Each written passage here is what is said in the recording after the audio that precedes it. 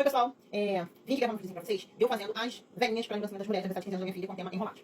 Gente, eu comprei na Shopee um kitzinho que é parafina, 50 pavis, porque você 50 vela, e a essência. Sendo que 1 quilo só deu pra mexer 25 frascos. Então eu tive que comprar mais 1 quilo. Aí dessa vez eu comprei só a parafina. Ó, ela é em flocos, tá? E da outra vez eu comprei, que veio com essa essência aqui, ó. Flor de cerejeira, não tá querendo focar. Então, ainda tem aqui, que é o que eu vou usar. Aí eu peguei a minha leiteira, que eu usei da outra vez, a minha colherzinha pra mexer, que eu também usei da outra vez. Então bora lá. Vou ligar aqui o fogo. E vou... Ó, gente, ela é assim, ó. Um flocozinho. Rapidinho derrete. Vamos ver aqui. Tá fogo baixo, ó. Vou fazendo de pouquinho em pouquinho, pra não ter erro, né? O vasinho, gente, que eu tô usando é esse aqui, ó, de gesso, que eu também comprei na Shopee, tá?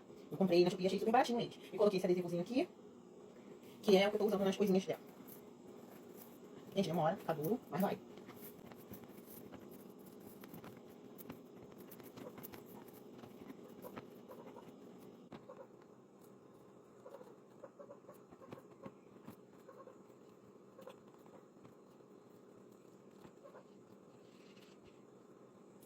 Apreitei, ó, tudo. Agora eu vou colocar a essência. Agora eu vou colocar a essência.